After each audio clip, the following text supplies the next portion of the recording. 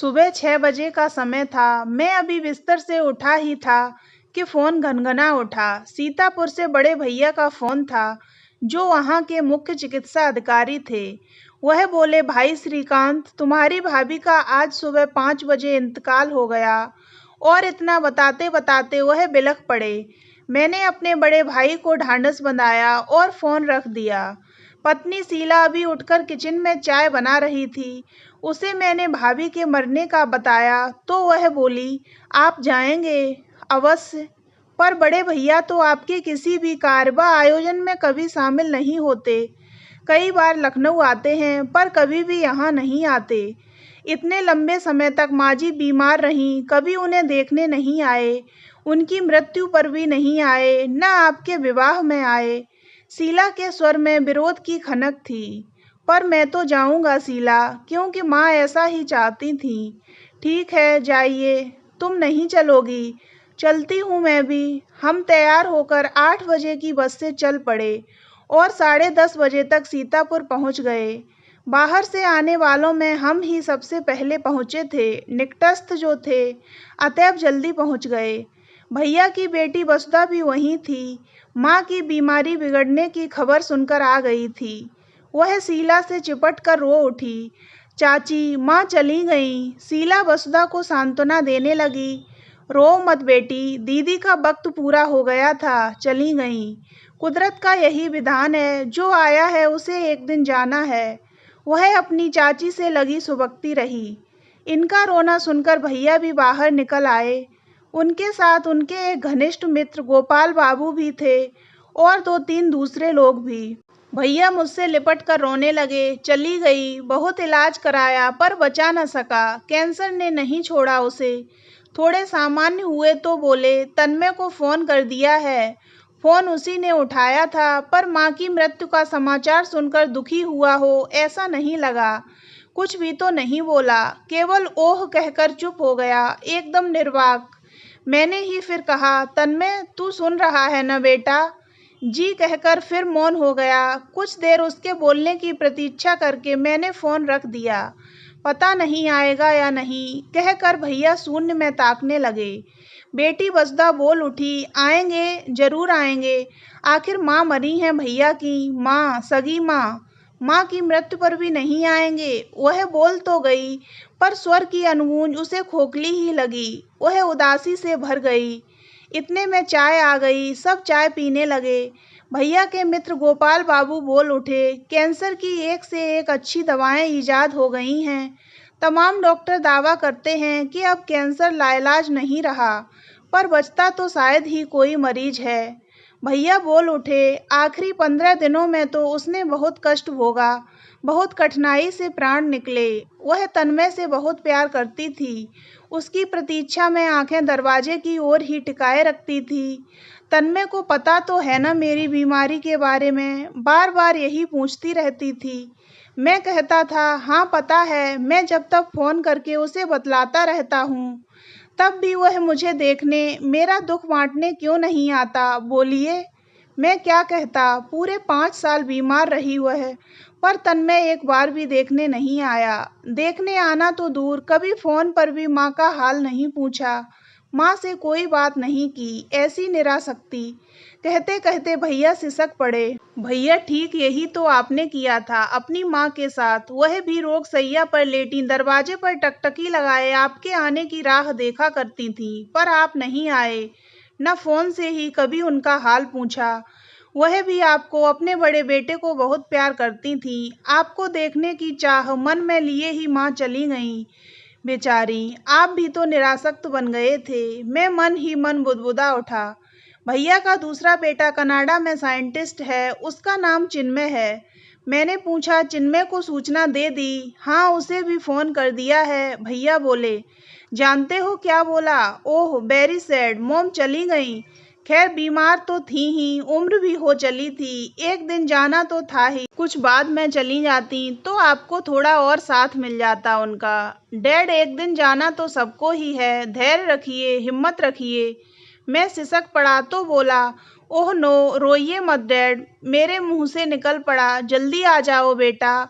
Dad, मेरे लिए यह संभव नहीं है। मैं आ तो नहीं सकूंगा। जाने वाली तो चली गई, मेरे आने से जीवित तो हो नहीं जाएंगी। कम से कम आकर अंतिम बार माँ का चेहरा तो देख लो। यह एक मूर्खता भरी भावुकता है। मैं मन की आंखों से उनकी डेड बॉडी देख रहा हूँ। आने जाने में मेरा बहुत पैसा व्यर्थ में खर्च हो जाएगा। अंतिम संस्कार के लिए आप लोग तो हैं ही, कहें तो कुछ रुपए भेज दूं। हालांकि उसकी कोई कमी तो आपको होगी नहीं। यह सुन मैंने फोन रख दिया। भैया फिर रोने लगे। बोले, चिन्मय जब छोटा था हर समय माँ से चिपका रहता था। पहली बार जब स्कूल जाने को हुआ तो खूब रोया। बोला, मैं माँ को छोड़कर स्कूल नहीं जाऊंगा, माँ तुम भी चलो। कितना पुचकार कर दुलार कर स्कूल भेजा था उसे। जब बड़ा हुआ, पढ़ने के लिए विदेश जाने लगा, तो भी यह कहकर रोया था कि माँ मैं तुम्हारे बिना कैसे रहूंगा। अब बाहर गया है तो बाहर का ही होकर रह गया। माँ के साथ सदा चिपके रहने वाले ने एकदम ही माँ का साथ छोड़ दिया। माँ को एकदम से मन से बाहर कर दिया। माँ गुजर गई तो अंतिम संस्कार में भी आने को तैयार नहीं। वाह रे लड़के, ऐसे ही लड़के तो आप भी हैं। मैं फिर बुदबुदा उठा। धीरे धीरे समय सरकता गया। इंतजार हो रहा था कि शायद तन्मय आ जाए। वह आ जाए तो सब यात्रा शुरू की जाए, पर वह नहीं आया। जब 1 बज गया तो गोपाल बाबू बोल उठे, भाई सुकांत, अब बेटे की व्यर्थ प्रतीक्षा छोड़ो और घाट चलने की तैयारी करो। उसको आना होता तो अब तक आ चुका होता। जब श्रीकांत 10 बजे तक आ गए तो वह भी 10-11 तक आ सकता था। लखनऊ यहाँ से है ही कितनी दूर। फिर उसके पास तो कार है, उससे तो और भी जल्दी आया जा सकता है। प्रतीक्षा छोड़कर सब यात्रा की तैयारी शुरू कर दी गई और 2 बजे के लगभग सब यात्रा शुरू हो गई। सब दाह से जुड़ी क्रियाएं निपटा कर लौटते लौटते शाम के 6 बज गए। तब तक कुछ अन्य रिश्तेदार भी आ चुके थे। सब यही कह रहे थे कि तन्मय क्यों नहीं आया। चिन्मय तो खैर विदेश में है, उसका ना आना क्षम्य है, लेकिन तन्मय तो लखनऊ में ही है, उसको तो आना ही चाहिए था। उसकी माँ मरी हैं, उसकी जन्मदात्री। कितनी गलत बात है। किसी तरह रात कटी। भोर होते ही सब उठ बैठे। भैया मेरे पास आकर बैठे तो बहुत दुखी, उदास, टूटे टूटे और निराश लग रहे थे। वह बोले, 1-2 दिन में सब चले जाएंगे, फिर मैं रह जाऊंगा। और मकान में फैला मरघट सा सन्नाटा, प्रेम से बसाया नीड़ उजड़ गया। सब फुर्र हो गए। अब कैसे कटेगी मेरी तन्हा जिंदगी। और इतना कहते कहते वह फपक पड़े। थोड़ी देर बाद मुझसे फिर बोले, क्यों श्रीकांत, कभी तुम्हारी भेंट तन्मय से होती है? कभी कभार सड़क बाजार में मिल जाता है या घूमने के दर्शनीय स्थलों पर टकरा जाता है अचानक, बस। कभी तुम्हारे पास आता जाता नहीं। नहीं भैया। भैया फिर रोने लगे। मैं लॉन में जाकर टहलने लगा। कुछ देर बाद भैया मेरे पास आए और बोले, अब कभी तन्मय तुम्हें मिले तो पूछना कि माँ की मृत्यु पर क्यों नहीं आया, माँ को एकदम ही क्यों भुला दिया। तन्मय के इस बेगाने व रूखे व्यवहार की पीड़ा उन्हें बहुत कसक दे रही थी। उनकी इस करुण व्यथा के प्रति मेरे मन में दया नहीं उपजी। क्रोध फुफकारने लगा। मन में क्षोभ उभरने लगा। मन में गूंजने लगा कि अपनी माँ की मृत्यु पर तुम भी तो नहीं आए थे। तुम्हारे मन में भी तो माँ के प्रति कोई ममता, कोई प्रेम भावना नहीं रह गई थी। यदि तुम्हारा बेटा अपनी माँ की मृत्यु पर नहीं आया तो इतनी विकलता क्यों? क्या तुम्हारी माँ तुम्हारे लिए माँ नहीं थी? तन्मय की माँ माँ है। तन्मय की माँ के पास तो धन का विपुल भंडार था। उसे तन्मय को पालते पोसते वक्त धनार्जन हेतु खटना नहीं पड़ा था। पर तुम्हारी माँ तो एक गरीब, कमजोर, बेबस विधवा थी। लोगों के कपड़े सी सी कर, घर घर काम करके उसने तुम्हें पाला पोसा, पढ़ाया लिखाया था। उसी बेबस ममतामयी माँ को भी तुमने भुला दिया। भुलाया था या नहीं? 13वीं बार सब विदा होने लगे। विदा होने के समय भैया मुझसे लिपट कर रोने लगे। बोले, पूछोगे ना भैया तन्मय से? मेरे मुंह से निकल पड़ा, यह पूछना निरर्थक है। क्यों निरर्थक क्यों है?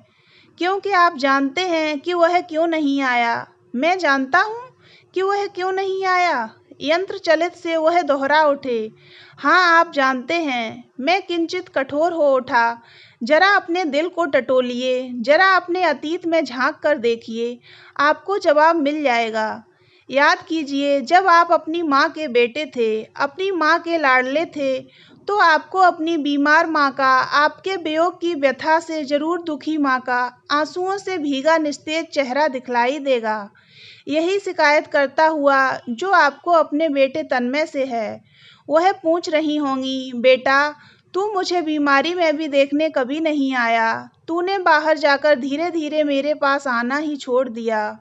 वह मैंने सह लिया। मैंने सोच लिया तू अपने परिवार के साथ खुश है। मेरे पास नहीं आता, मुझे याद नहीं करता, न सही। पर मैं लंबे समय तक रोग शैय्या पर लेटी बीमारी की यंत्रणा झेलती रही। तब भी तुझे मेरे पास आने की, बीमारी में मुझे सांत्वना देने की इच्छा नहीं हुई। तू इतना निर्दयी, इतना भावना शून्य क्यों हो गया बेटा? तू अपनी जन्मदात्री को, अपनी पालन पोषण करता माँ को ही भुला बैठा। तू मेरी मृत्यु पर मुझे कंधा देने भी नहीं आया। मैंने ऐसा क्या कर दिया तेरे साथ, जो तूने मुझे एकदम ही त्याग दिया? ऐसा क्यों किया बेटा तूने? क्या मैंने तुझे प्यार नहीं किया, अपना स्नेह तुझे नहीं दिया? मैं तुझे हर समय हर क्षण याद करती रही। माँ को ऐसे छोड़ देता है कोई? बतला मेरे बेटे, मेरे लाल, मेरे किस कसूर की ऐसी निर्मम सजा तूने मुझे दी? तुझे एक बार देखने की, एक बार कलेजे से लगाने की इच्छा लिए मैं चली गई।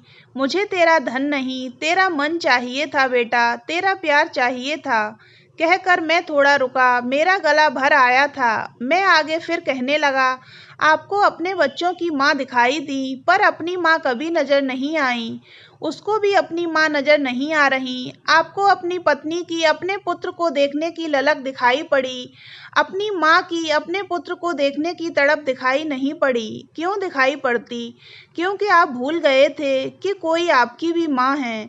जैसे आपकी पत्नी ने रुग्ण अवस्था में दुख भोगा था, आपकी माँ ने भी भोगा था। जैसे आपकी पत्नी ने अपने पुत्र के आगमन की रो रो कर प्रतीक्षा की थी, वैसे ही दुख भरी प्रतीक्षा आपकी माँ ने आपकी भी की थी। पर आप नहीं आए। न आप पल पल मृत्यु की ओर अग्रसर होती माँ को देखने आए, और न ही उसके अंतिम संस्कार में शामिल हुए। वही अब आपके पुत्र ने भी किया। यह निरासक्ति की, बेगानेपन की फसल आपने ही तो बोई थी, तो अब आप ही काटिए।